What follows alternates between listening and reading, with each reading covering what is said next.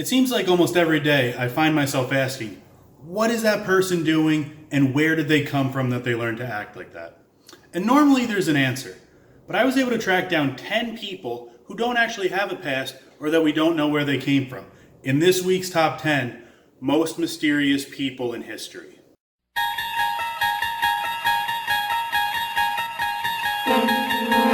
From 1888 to 1892, there was a series of anywhere from 5 to 12 murders, they're not really sure how many, that took place in the East End of London in the Whitechapel district. Now, despite the fact that all the victims were women of the night, the city was still gripped in fear by the terrible mutilation that happened to these bodies. In every case, the victims' throats were slit, and the way that the organs or other body parts were harvested from the cadavers gave police the idea that this guy, or this girl, knew a lot about human anatomy. Being pretty full of himself, he actually also called the cops and newspapers on several occasions, and he actually coined Ripper himself. That is awesome! In one conversation. So I guess they just added Jack, to give him a first and last name. Now we aren't strangers, are we?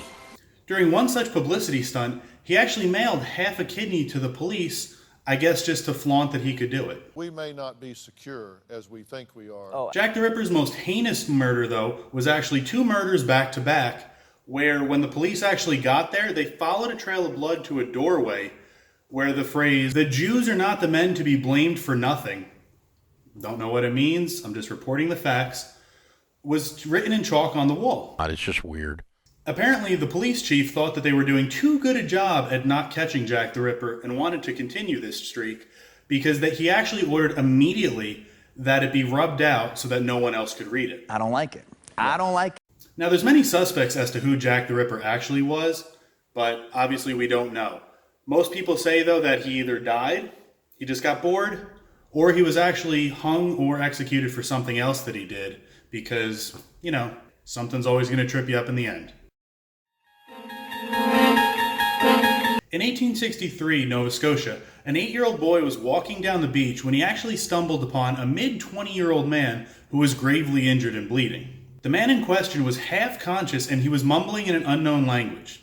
Making matters stranger was the fact that he had recently had his legs amputated and they were wrapped in still fresh bandages. They tore my legs off and they threw them over there. And he was also left with a gallon of water and a loaf of bread.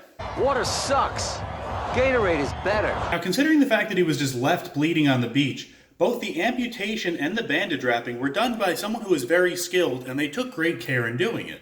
Deeper to the mystery of this man was the fact that he had very fine clothing that actually had inside patterns that no one in Nova Scotia had ever seen before. Nevertheless, these good folks decided to take this stranger in and try to be nice to him. In an effort to communicate with him, they tried speaking to him in Latin, in English, in French, in Spanish, but he didn't respond positively to any languages that were spoken by the people of Nova Scotia. And the only word that he actually was ever heard to say clearly was Jerome, which is where they got the name Jerome from. Making it harder to find out anything about Jerome was the fact that he would only say maybe one word or usually growl at adults whenever they tried to communicate with him. This would be the central theme. However, on the complete other side of the fence, he loved children. He would light up around them, and he would smile, and he would try to make noises and maybe a few words in just other languages or with accents. Now, to this day, people have their theories that he was the leader of an unsuccessful mutiny, and that's why he had his legs amputated and was marooned on a beach, or that he was a nobleman who tried to climb too high in society and paid the price. No one really knows, but if he had mounted a rebellion, it couldn't have been a strong one. Didn't have a leg to stand on. Dude, unbelievable. So you've probably heard of the Babushka lady. You may have even seen her, but there's a big difference between seeing and knowing. Tell me something I don't know. Probably the most famous and mysterious person from the JFK assassination footage, she's seen in 3 different reels that were submitted by civilians. In 2 reels, only her back can be seen, but in one, she actually appears elderly from the front, with dark glasses, a Russian headscarf, and a long tan coat. Now, there's a multitude of things that are strange about her. One is the scarf, considering the fact that although it was raining that day, it stopped raining at 10 and the president was assassinated at 12. So why the scarf, lady? There's no need for it. What, are you afraid of the water? Put your shoulders up. Another unscrupulous thing is the fact that after the president is actually shot, she seems to walk towards the road when everybody else is fleeing, and her position was actually across the street from, you guessed it, the grassy knoll. Now, she's never come forward and no one's ever found the footage that she was supposedly taking. Some people say this is because she was a Russian agent. Just because I'm dressed this way. Some people say that she was actually an assassin and it wasn't a video camera she was holding, but rather a concealed weapon, secret agent kind of stuff. Or some people say that she was actually a Secret Service agent and she was a man dressed to look like a woman. If that is a woman, it does look like she was beaten with an ugly stick. Which would explain why she had such a wide stance when she was standing watching the procession. So was she something suspicious or was she just a normal civilian? We'll probably never know. So you've probably never heard of Monsieur Chouchini. Don't worry, most people haven't. It makes me feel better.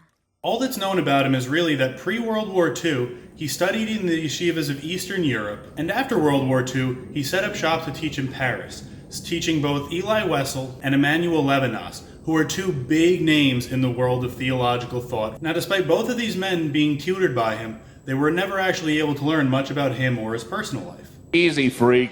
I keep work at work. Other than teaching, he was such an enigma that Wiesel's autobiography, he actually dedicated a chapter to him and called him the Wandering Jew. I think that's supposed to be a compliment.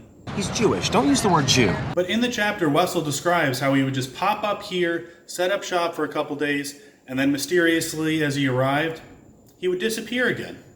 Boy, the amount of times I prayed for a teacher not to show up or to just mysteriously disappear. And this guy was here all along. So for all his influence and forward thinking, there's no one really to give credit to other than his mysterious name. Okay, so in 1970, no, that's too chipper. In 1970, the severely burned remains of a woman were found in Ice Valley, which is near Bergen, Norway, for you geography buffs. When police tried to identify the woman, they found that all of the tags of her clothing had actually been removed. Isn't that weird?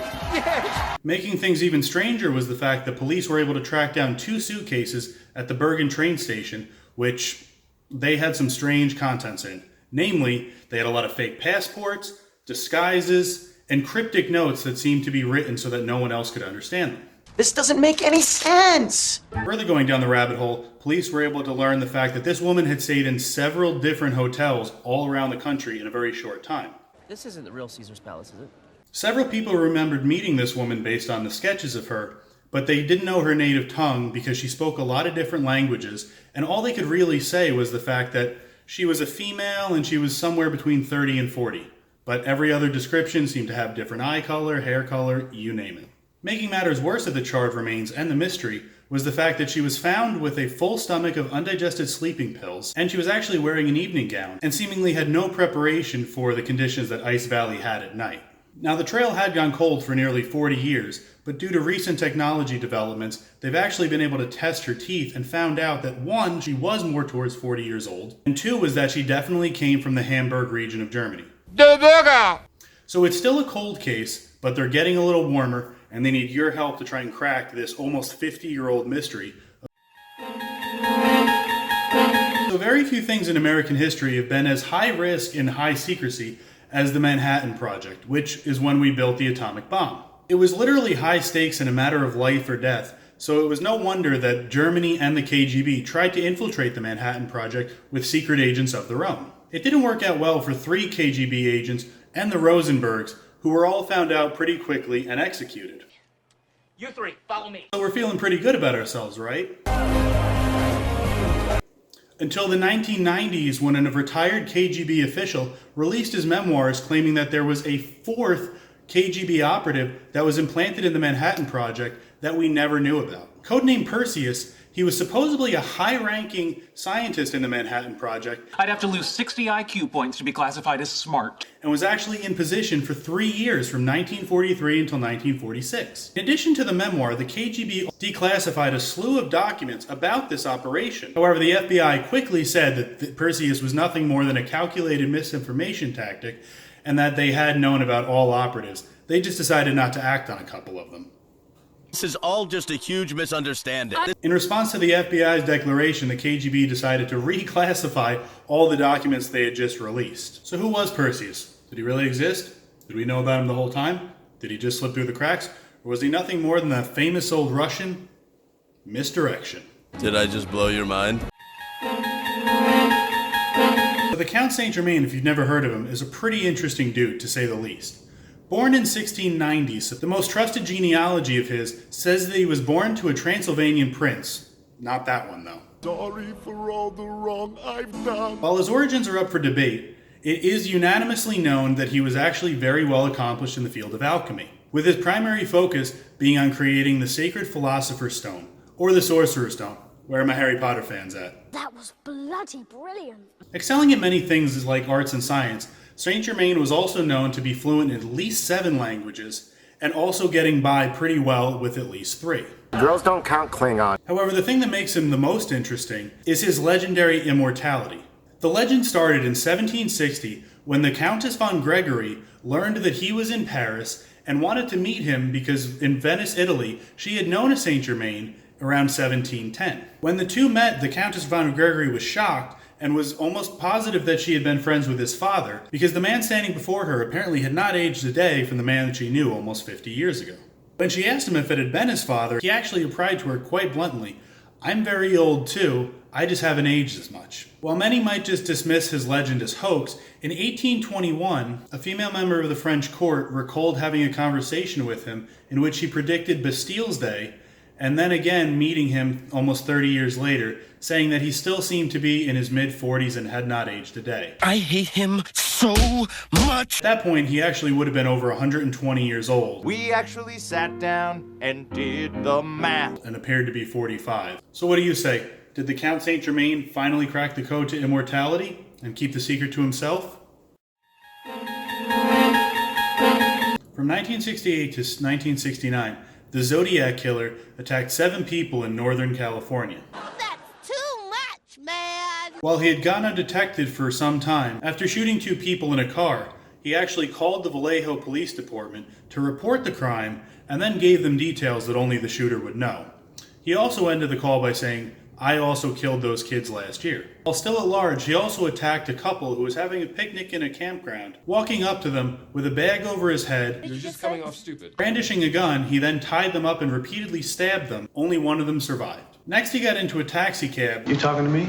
Where he actually shot the taxi driver at point blank range, then running out of the cab. Several eyewitnesses to the murder reported seeing a white guy with glasses in his 20s or 30s. Based on eyewitness testimony, the cops were actually able to stop somebody who fit that description. However, when they were radioing back and forth with dispatch, they were told that the killer was actually black, and they let whoever they had nabbed go. That's racist. Apparently, the Zodiac Killer enjoyed the fear that he was putting on the city, as he would often contact newspapers, giving them details that only the real killer would know, and forcing them under threat of violence to print his cryptic ciphers, in which he claimed he revealed who he was and many other things. Now, the creepy part is, out of the 4 ciphers that were published, 1 was actually cracked, and it basically stated that the reason he killed was because he found it to be so much fun. You are a sad, strange little man. No one's ever been sure of the Zodiac's identity because he was never caught. But in 2014, a man who was actually filled in on his past because he was adopted came forward saying that he was sure that his father had actually been the Zodiac Killer. A long, long time ago in the 12th century, in a far-off land called England, 2 children mysteriously crawled out of a hole in the ground near Woolpit. And why should I care? People who found these children noticed that they had very strange clothing on and spoke a language no one could understand. You know I don't speak Spanish. But strangest of all was probably the fact that they were green. Wanting to be good Samaritans, the townspeople of Woolpit took the children in and tried feeding them and making them their own. For the first couple months, the children would eat nothing but raw beans, Musical fruit. but eventually adjusted to the cuisine and actually lost their green color. In addition to the change in diet, the townspeople thought it was appropriate to baptize them. Unfortunately, the little boy wound up dying soon after. As for the older sister of the pair, she wound up growing up and learning how to speak English. How do you do? And she recounted that her and her brother had come from a land called St. Martin's Land, where everything was green. Her story went that one day while they were tending to their father's cattle, they followed the cows into a cave, got turned around, and wound up crawling out of the hole near the town. Now, it sounds like the stuff of fairy tale, but there are 3 different historical accounts of this story. He's got documentation. So your guess is as good as mine as to what really happened long, long ago. What seemed to be just another hot summer day in July 1954 at the Tokyo International Airport, things were about to take a turn for the strange. Let's get weird! To those who interacted with him, a white man with a beard who spoke French and several other languages Come on, nerd. walked up to the customs counter and presented a passport from the country of Torrid. Now, I don't need to tell you, then as it is now, there's no such country as Torrid. Because of this, he was detained by officials and taken away for questioning. How rude. Where he continued to insist that his home nation of Torrid was located between Spain and France. When he was given a map to identify his home country, he continued to point to Andorra, claiming that it was called Torrid where he was from, and that it existed for over 1,000 years. You were serious about that? Between the man's story and his passport, which they were assuming was fake, they detained him in an airport hotel for a night with guards stationed outside the door. When they went to go back and get him the next day, he was gone. He didn't even leave a post-it note, just vanished without a trace. Now you see me? Now you don't. Well, that's going to wrap it up for this Monday. If I did my job, you have way more questions than I have answers for you. Also, if I did my job, give this video a thumbs up. Don't forget to subscribe, comment if it feels good. And until next Monday, continue to shine on, all you crazy diamonds.